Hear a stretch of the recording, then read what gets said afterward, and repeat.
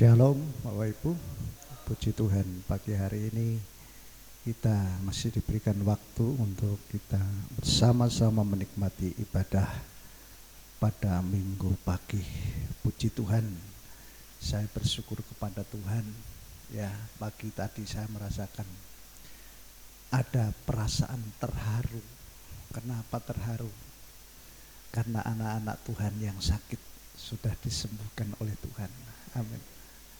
Saya merasakan rasanya pengen nangis. Tuhan, begitu luar biasa Engkau ya. Engkau luputkan jemaatmu walaupun mungkin ya menderita, tetapi pertolongan Tuhan begitu luar biasa.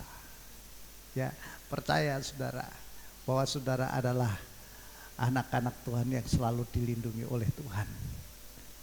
Saudara tetap dinaungi oleh Tuhan dan kasih Tuhan tidak pernah meninggalkan kita. Saudara dijagai oleh Tuhan. Firman Tuhan jelas, walaupun 1000 rebah di sisiku, ya, tetapi kita akan melihatnya. Saudara, kalau hari-hari ini banyak orang mati, banyak orang meninggal, itu mengingatkan kepada kita betapa dekatnya kematian itu sebenarnya kepada kita. Tuhan datang seperti pencuri. Kita tidak mengerti, kita tidak tahu. Istilahnya kita adalah orang-orang yang benar-benar mendapatkan rahasia Tuhan tentang kematian. Dan waktunya kita tidak mengerti. Hanya Tuhan yang mengerti kapan kita, jam berapa, hari apa. Ya. Tuhan datang seperti pencuri. Saudara, di tengah-tengah kita, di bangsa ini, di seluruh muka bumi sebenarnya sedang ada namanya murka Tuhan. Saya melanjutkan khotbah pada hari Minggu yang kemarin berbicara tentang murka Tuhan. Saudara, kita akan melihat 1 Tesalonika pasal 5 ayat yang ke-9. Judulnya tentang murka Tuhan, ayatnya 1 Tesalonika 5 ayat yang ke-9. 1 Tesalonika 5 ayat yang ke-9. Begini Haleluya. Mari kita akan membaca ayat ini bersama-sama. 1, 2, 3. Allah tidak menetapkan kita untuk mengalami murka, tetapi untuk mendapatkan keselamatan melalui Tuhan kita Yesus Kristus. Ya. Saudara, ayat ini adalah ayat yang sungguh luar biasa. Ini ayat dispensasi. Ini ayat keberuntungan bagi kita. Ini ayat yang sangat-sangat luar biasa membahagiakan kepada kita. Di tengah-tengah situasi murka Allah yang sedang terjadi di bumi ini, yang sedang terjadi atas Indonesia, yang terjadi atas sekeliling kita, ayat ini muncul. Ayat ini berbicara kepada kita. Allah tidak menetapkan kita untuk mengalami murka. Allah tidak menetapkan kita untuk mengalami murka, tetapi untuk mendapatkan keselamatan melalui Tuhan kita Yesus Kristus. Bagi kita murka Allah yang terjadi di bumi ini itu bukan untuk kita. Bukan untuk orang-orang pilihan Tuhan. Bukan untuk anak-anak Tuhan. Tetapi kita adalah orang-orang yang sudah ada di dalam keselamatan.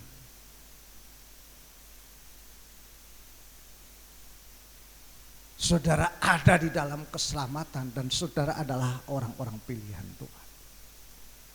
Saya percaya bahwa ayat ini adalah ayat yang sangat-sangat luar biasa bagi saya dan Bapak Ibu. Kenapa demikian?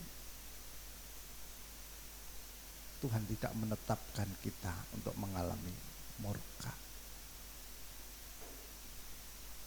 Saudara, murka itu artinya marah.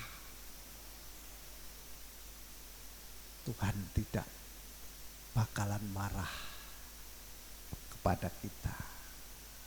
Ini jelas loh saudara. Tuhan tidak bakalan dan tidak menetapkan amarahnya untuk kita. Nah, saudara yang dikasihi Tuhan, mari pagi hari ini kita perhatikan apa kata firman Allah tentang murka Tuhan yang sedang terjadi di bumi ini. Ya. Kalau satu hal yang kita dapatkan, yang kita peroleh adalah kita tidak mungkin mendapatkan murka Allah, tetapi kita akan mendapatkan keselamatan dari Tuhan. Apa kata firman Tuhan di dalam kitab Wahyu pasal 6 ayat yang ke-17. Wahyu pasal 6 ayat yang ke-17. Mari Bapak Ibu kita baca bersama-sama. 1, 2, 3. Sebab hari besar bagi murka mereka telah tiba, dan siapakah yang dapat bertahan? Hari besar bagi murka mereka. Mereka itu siapa? Minggu kemarin sudah saya katakan, banyak alasan kenapa murka Tuhan terjadi. Ya. Kenapa? Karena adanya kefasikan, karena adanya kelaliman, karena adanya kejahatan, karena adanya pemberontakan, karena adanya keserakahan. Mereka tidak akan bertahan menghadapi murka Tuhan.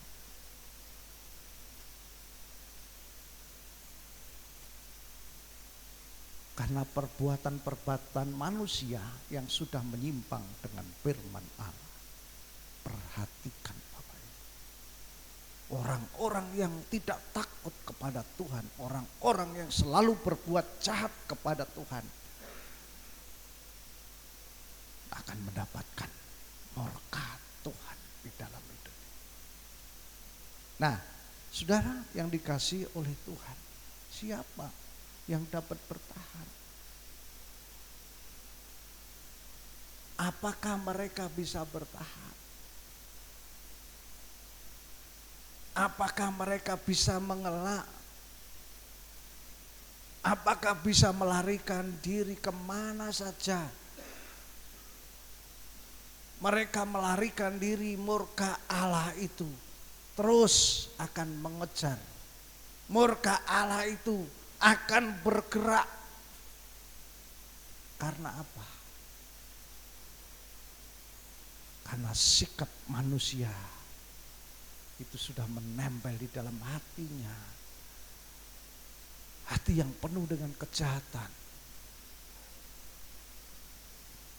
pasti akan mendapatkan murka Tuhan. Seperti apa yang saya sampaikan. Ya. Kisah-kisah di dalam kitab Kejadian. Zamannya Nuh, zamannya Lot, ya. Zamannya bangsa Israel waktu ada di Mesir. Bagaimana terjadi murka Tuhan, amarah Tuhan yang begitu luar biasa.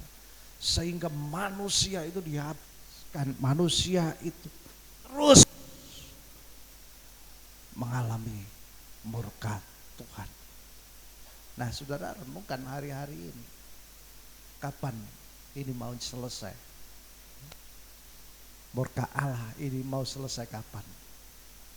Ada yang tahu? Ada yang tahu? Pasti kita tidak mengerti kapan. Tetapi saudara perhatikan, Tuhan itu punya waktu. Tuhan itu adalah Tuhan yang punya rahasia yang manusia tidak mengerti. Kapan waktunya selesai, waktunya COVID ini selesai, waktunya murka Tuhan ini selesai, corona ini selesai, kapan? Kita hanya bisa berdoa. Amin. Ya saudara, kalau saya bisa renungkan, banyak berita yang membuat kita ini sebenarnya secara manusia gemetar. Ya, hampir tiap hari kita mendengar kematian, baik secara kasat mata juga melalui WA. Ya, orang-orang yang kita kenal, orang-orang yang dekat kepada kita, orang-orang yang cinta kepada kita, mereka meninggal. Ya. Mereka yang percaya kepada Yesus, mereka berbahagia. Tetapi bagaimana orang-orang yang belum percaya kepada Yesus? Saudara, jangan menganggap enteng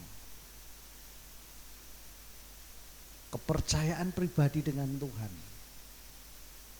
Perjumpaan pribadi dengan Tuhan itu penting. Jangan cukup menjadi orang percaya, jangan cukup menjadi orang Kristen saja, tetapi tidak pernah menikmati perjumpaan dengan Tuhan, tidak pernah bertemu dengan Tuhan. Itu berbahaya.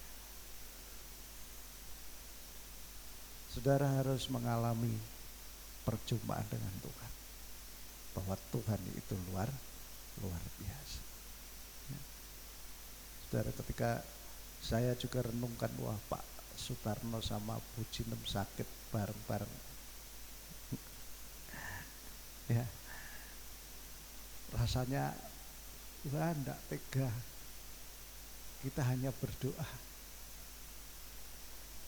Sedangkan lingkungannya gimana Pak Tarno? Zona merah. Waduh, ini kita enggak bisa besok, hanya berdoa dari rumah. Rasanya Tuhan dalam hati tidak tega, tolong mereka. Ya, setiap saya berdoa tolong mereka. Saya percaya bahwa Tuhan itu mendengar doa kita. Tuhan itu melakukan perkara-perkara yang tidak bisa kita lakukan. Itu namanya perjumpaan dengan Tuhan. Kelihatannya apa mungkin? Yang mungkin saja bagi Tuhan itu selalu mungkin. Apa bisa? Bagi Tuhan selalu bisa. Dan saya percaya bahwa hari-hari ini Tuhan akan tunjukkan bahwa banyak keajaiban dan mukjizat Tuhan. Ya, saudara, yakinlah bahwa kekuatan Tuhan itu di luar akal pikiran manusia. Jadi saudara, siapa yang dapat bertahan? Ya. Siapa yang dapat bertahan terhadap murka Tuhan, terhadap amarah Tuhan? Itu berbicara tentang jatah. Orang-orang yang harus mati, orang-orang harus meninggal waktu murka Tuhan. Oke. Wahyu 14 ayat yang 10. 11 ayat 10, begini firman Tuhan. Orang itu akan minum anggur murka Allah yang dituangkan dengan kekuatan dalam cawan murkanya, dan ia akan disiksa dengan api dan belerang di hadapan malaikat-malaikat kudus dan di hadapan anak domba. Saudara tahu, orang-orang yang kena murka Allah tanpa pertobatan, tanpa mengenal Yesus, tanpa percaya kepada Yesus, mereka mati dalam kejahatannya, mereka mati dalam kemurkaan Tuhan. Lihat saudara, ayat ini berbicara mereka akan disiksa dengan api dan belerang. Ini berbicara tentang apa? kematian kekal. Di mana? Di neraka. Saudara, orang-orang yang betul-betul tidak mau bertobat,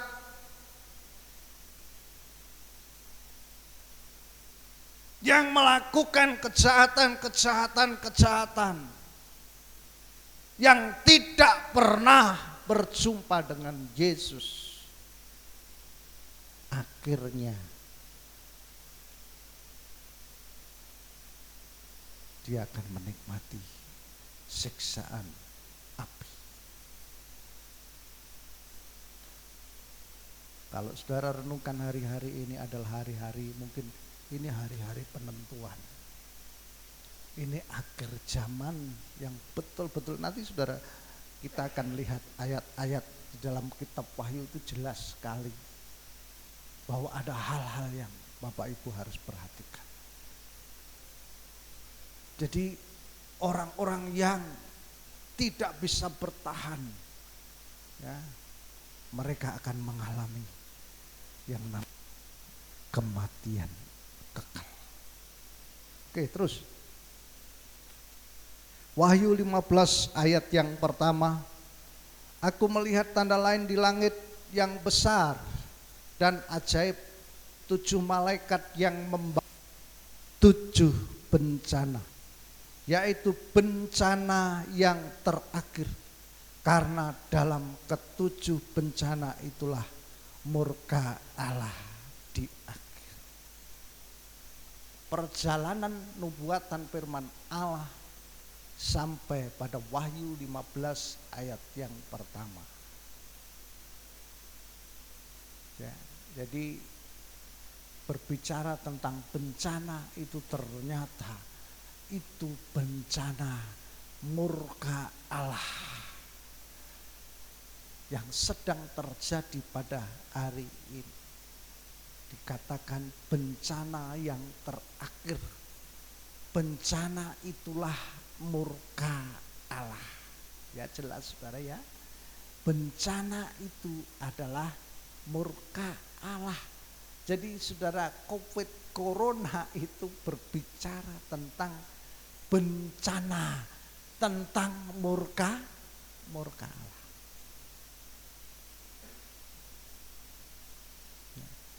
Jadi tidak mengada-ada, ada patokannya. Kalau orang-orang murtadin itu berkata ada dalilnya, ya, ada dasarnya. Kenapa kamu bicara seperti ini? Ada ayatnya. Ya. Saudara harus melihat sekarang ini banyak berita-berita yang apa? Bohong, berita hoak. Perhatikan saudara. Kalau kita tidak ngerti dasarnya, kita tidak ngerti dalilnya, kita tidak ngerti sumbernya, itu berbahaya. Akan terjadi banyak penyesatan.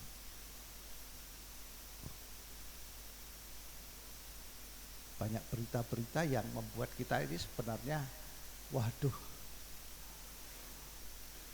Tetapi kita harus perhatikan saudara, ini hasilnya dari mana, ini sumbernya dari mana, ini dasarnya apa, saudara harus ngerti. Jangan berkata, ini omongan di sana lu, ini omongan di sana dari mana? Ya, dalilnya dari mana, sumbernya dari mana, beritanya dari siapa, kita harus tahu. Amin Bapak Ibu. Jadi ini sumber firman Tuhan. Alkitab itu berbicara bahwa ini hari yang terakhir, maka ada bencana yang terjadi, ada murka Tuhan yang terjadi.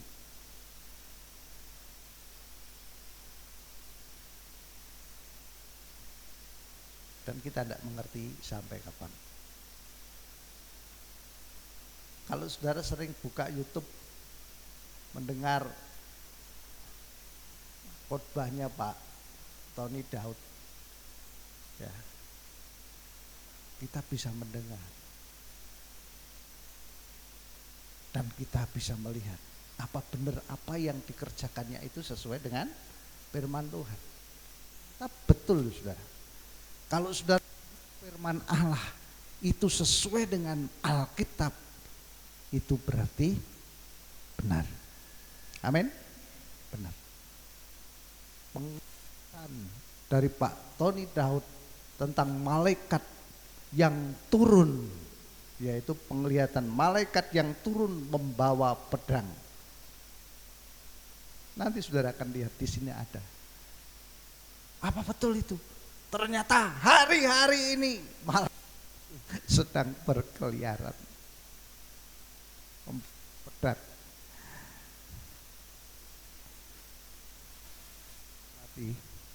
Pagi tadi sudah ada orang mati juga, saudara. Berita duka. Ya. Jadi saudara, habis kauman togaten. Tidak tahu ada berapa orang, 4 orang atau 5 orang kauman terus pindah. Ya, waduh saudara. Kita harus ngerti, ini adalah masa murka Tuhan sedang berjalan. Wahyu 15 ayat yang ke-7. Ayo kita baca bersama-sama. 1, 2, 3. 1 dari keempat makhluk memberikan kepada ke-7 malaikat itu 7 cawan emas penuh murka Allah yang hidup sampai selamanya.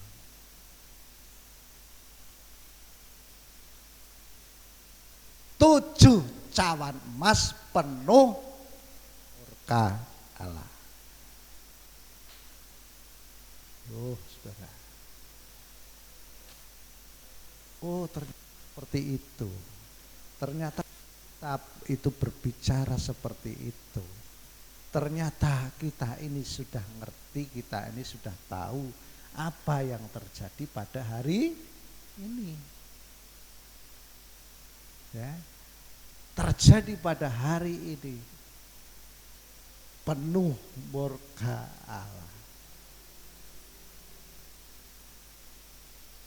Saudara, satu, Tuhan yang selalu murka itu karena manusia sudah tersesat. Ya. Manusia sudah menjauh dari Tuhan.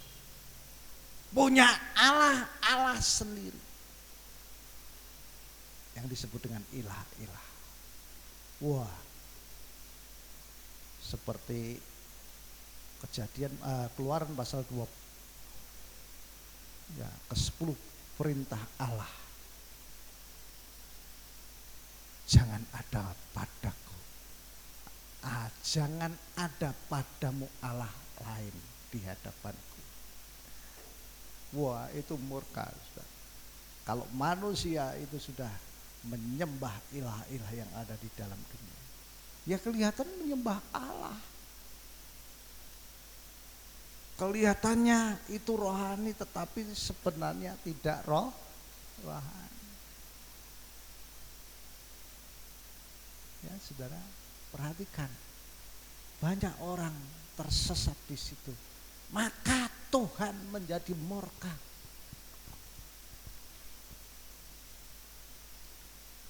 Murka Allah sedang terjadi. Wahyu 16 ayat yang pertama. Wahyu 16 ayat yang pertama. 1, 2, 3. Lalu aku mendengar sebuah suara keras dari dalam bait Allah yang berkata kepada ke-7 malaikat, pergilah dan tumpahkanlah ke-7 cawan murka Allah itu ke bumi. Semakin jelas. Pergilah dan tumpahkanlah ke-7 cawan murka Allah itu kemana saudara? Ke bumi. Ke bumi ada siapa? Ada manusia. Ada ciptaan Tuhan.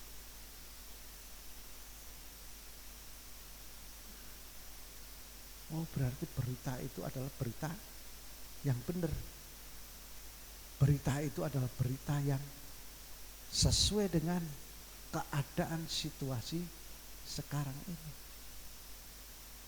Cawan murka Allah itu ditumpahkan. Mungkin ada yang berkata, waduh, ini adanya COVID corona ini gara-gara dari mana sudah? Dari Tiongkok, dari Cina. Ya diawali dari sana sudah. Wah, mungkin secara manusia ya pada marah. Tetapi memang ini cawan murka Tuhan. Tidak ada bisa yang nahan. Karena apa? Lewatnya lewat apa itu? Lewat udara.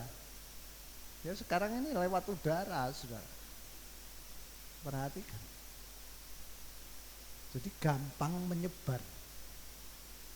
Gampang menular. Disebutnya saja pandemi. Keadaan kejadian. Ya. Di suatu tempat banyak orang yang terkena ini. Ya saudara, kita berdoa supaya apa? Murka Tuhan ini cepat berlalu dan cepat manusia tobat. Ya. Satu saudara, manusia itu kalau tidak dikasih cambuk susah untuk bertobat. Coba kita nyaman-nyaman saja, enak-enak saja, saudara akan jarang apa? Berdoa. Bener enggak? Kalau kita dicambuk oleh Tuhan, keadaan yang seperti ini pasti larinya kemana? Bagi orang-orang percaya, wah larinya kepada Tuhan. Ya. Maunya Tuhan seperti ini sudah, supaya banyak orang melihat kejadian murka Allah ini, mereka akan melihat bahwa ada Tuhan yang menyelamatkan. Ya. Jadi jelas saudara, murka Allah sedang dicurahkan di mana? Di bumi ini. Wahyu 16 ayat 19. Kota besar itu terbelah menjadi 3 bagian dan kota-kota bangsa-bangsa runtuh, dan Babil yang besar itu tidak dilupakan Allah untuk diberikan kepadanya cawan anggur murkanya yang meluap-luap. Di situ ada kata Babil yang besar. Babil yang besar itu berbicara tentang apa? Berbicara tentang kesombongan, keangkuhan manusia, keangkuhan negara, keangkuhan bangsa. Ini yang sedang dilirik oleh Tuhan, dihancurkan oleh Tuhan. Barang siapa meninggikan diri akan direndahkan.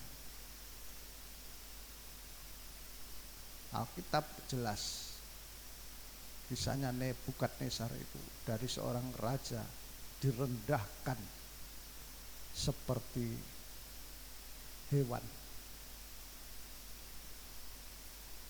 Bayangkan, direndahkan. Kalau bangsa ini mulai sombong-sombong, mulai angkuh-angkuh, politik-politik mulai sombong, pasti hancur. Ya, hancur sudah. Tidak bisa.